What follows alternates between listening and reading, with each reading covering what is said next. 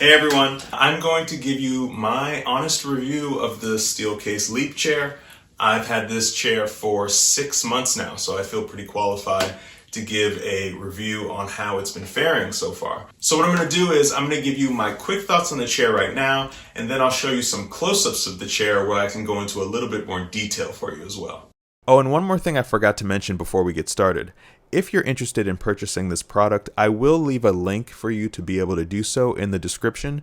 It is an affiliate link, so I will receive a commission if you do make a purchase, but it will be at no additional cost to you. The number one thing I like about it is that it's an ergonomic chair with very good lower back support. I really wanted a chair that was going to give me a lot of support for my lower back. I have a little bit of lower back pain, and so I needed something that was going to support my lower back, but not dig too far into my back to overcompensate for the support. And I think this chair does a really good job of that. So if you're curious about that, here's how it works. So this knob right here is adjustable. So I actually have it on the tightest setting because I want the most support for my back.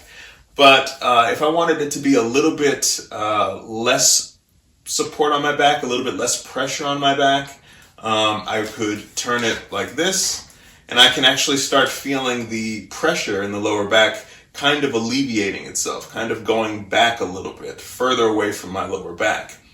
And so I could go pretty far back if I wanted pretty much no back support. And then if I really want the back support, and I do want the back support, I just kind of crank it up. I actually have it up to the tightest setting possible, and I actually don't find that it's too tight. I don't think that it's too much pressure, but your mileage may vary, and if you don't want all of that support, you can easily twist the knob and change that.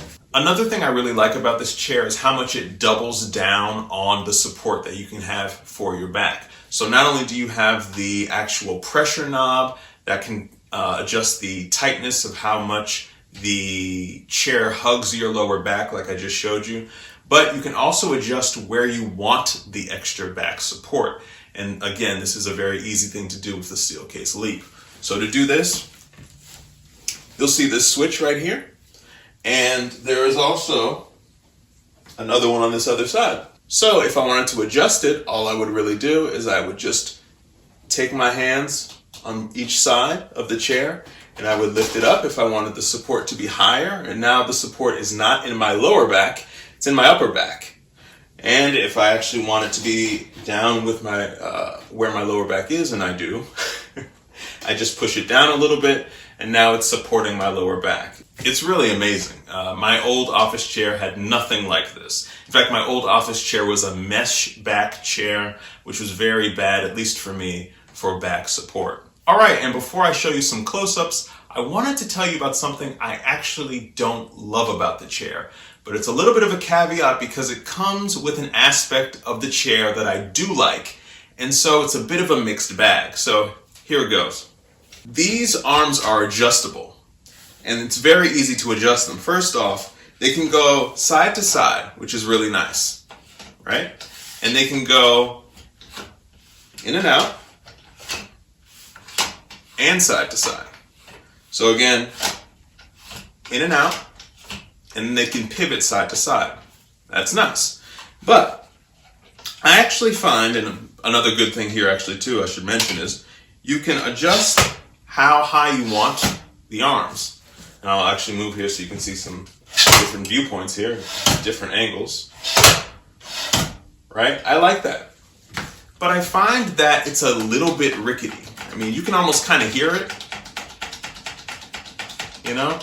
It's a bit of a compromise is probably how I would best term it. I can deal with it because I'm not doing this all day, right? So I can deal with it. I mean, if I'm pretty much just working at a computer, just typing, you know, I don't really hear it unless I accidentally bump into it. So that's not a big deal unless I'm kind of just slamming my hands down.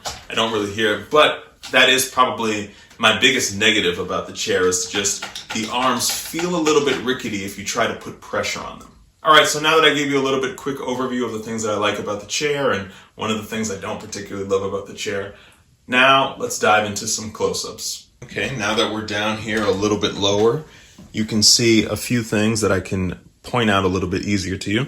So this is going to be where you adjust your arm. This is the button to do so, in fact. So it's very simple. Just push it in and you can adjust that. That's not too challenging. And then there is a seat depth button, which you can kind of see here. And here to do this, you would push it up and then you can push it forward. You can push it back. It just depends on what you most prefer. On the side here, once again, you will get your button to adjust the arm. And what you also get is a little bit of instructions here. And it just kind of goes over the basic functionality in terms of the movement of the arms. It's nothing too extreme, but it will tell you kind of how you can turn it, how you can lift it, things of that nature. Once again here, if you want to adjust the where you want the pressure to go in terms of the back support, you would just push this up. And now the back support would be a little bit higher. You want it lower, like I do. Then you would just push it a little further down. And then here, of course, is where you can adjust the pressure of the back. And then down here is where you're going to get seat height. You could just push that up and down to adjust the seat height to your particular choice, particular level. There is also back stops here, and there is an upper back force button down there. Okay, so I wanted to show you one more thing before we go, and it was going to be related to the ability to be able to push back with the chair. So right now the chair is tight. It doesn't have the ability to be able to recline. I actually personally like that.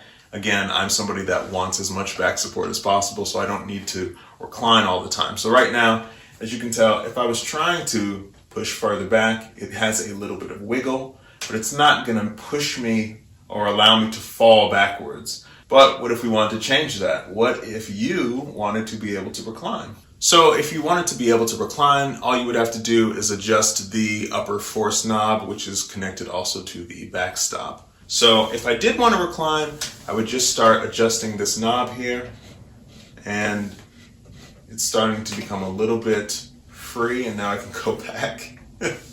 And if I was also just somebody that liked rocking back and forth, I can do that too.